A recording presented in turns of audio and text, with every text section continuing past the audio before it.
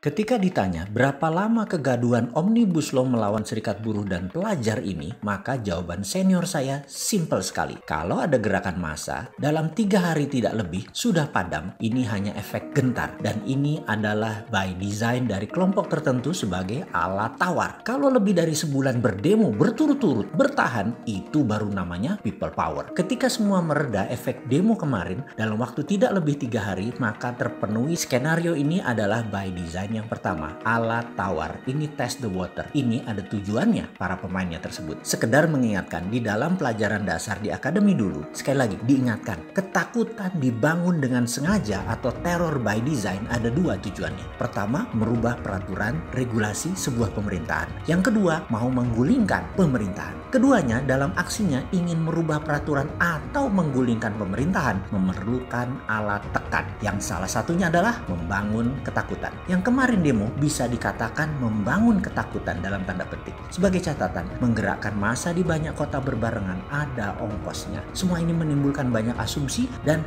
jangan asal lempar tuduhan. Oke, kita cukupi dulu. Kita bedah strategi membangun ketakutan ini di lain waktu ya. Kembali kita membahas kalau kita ini pro kepada UKM, pro kepada kaum dasar piramida, bagaimana memasukkan hal yang memang akan menciptakan lapangan kerja baru, cepat meningkatkan kesejahteraan rakyat secara merata dalam regulasi undang-undang. Omnibus Law menurut saya yang kemarin belum sempurna karena belum bisa melaksanakan sila kelima, yaitu keadilan sosial bagi seluruh rakyat Indonesia. Bagaimana kalau urusan bernegara ala kita usulkan untuk dimasukkan strategi pro UKM? Ada 2 usulannya. Pertama adalah mulai sekarang gunakan post accounting system atau post audited system di dalam proses perizinan untuk semua bidang usaha. Maksudnya bagaimana? Sistem sekarang semua izin di depan atau pre-accounting, IMB, BP POM dan banyak lagi sampai sertifikat halal MUI juga harus di depan. Oh ya, urusan sertifikat halal ini mungkin saya karena orang kampung dan tidak mengerti agama jadi suka heran untuk apa sertifikat halal ini. Kenapa nggak sertifikat haram yang MUI terbitkan? Karena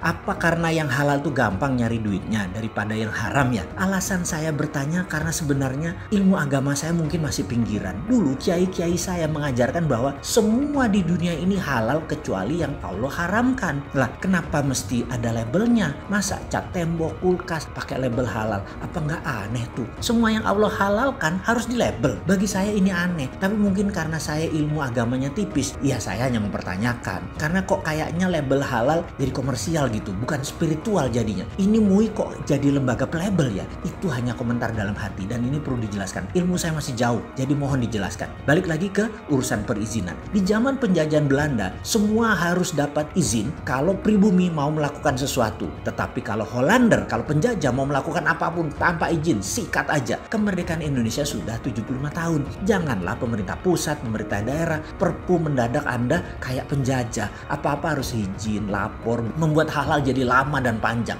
AMDAL lah, HO lah, IMB lah, izin ina itulah. Ini perlu ada. Tapi sekali lagi ada tapinya. Oke, begini biar mudah. Yang low risk dan medium risk nggak usah pakai izin. Kalaupun pakai pre-accounting, yaitu setelah jalan atau sambil jalan. Yang high risk, yang strategik atau yang vital baru memerlukan izin usahanya. UKM itu medium risk dan low risk. Lepas ajalah UKM itu bergerak. Mau buat apapun, BP POM bebaskan. Dan lakukan post accounting, kejar di produknya di pasaran, lakukan tes. Jika ada yang berbahaya, misalnya mengandung merkuri, kimia berbahaya masuk ke tubuh di atas ambang batas, langsung tutup. Kalau masih nakal, tangkap dan penjara 2 tahun. Dengan post accounting ini, maka UKM tumbuh gila-gilaan. Namun tetap akan mematuhi jalur sehat, selamat, dan aman bagi konsumen. Juga misalnya mobil listrik, pupuk, makanan, dan banyak banget yang bisa bergerak UKM dengan lincah. Karena dulu hal-hal seperti ini dikekang. Sejalan dengan izin post accounting, mengkopi, memalsu, meniru produk asing selama beredar di dalam negeri, biarin. UKM itu cuma minta satu kok, jangan ditanya-tanya, jangan minta izin ina itu. Diamkan saja kami UKM ini untuk bisa ngapain aja, tumbuh sendiri ekonominya. Lalu yang kedua, Dan ini yang penting. Tapi sebentar, sebelum lanjut yang kedua, apa kira-kira usulan pertama ide post accounting bisa masuk di Omnibus Law versi baru ya? Yang mana yang sekarang jangan dijalankan dulu deh sebaiknya. Direvisi sesuai dengan kebutuhan UKM. Bener deh, ajak dulu dong UKM dan para buruh bos di Omnibus Law yang baru. Masa banyakan oligarki semua nih yang pembuat undang-undangnya? Mana katanya pro rakyat.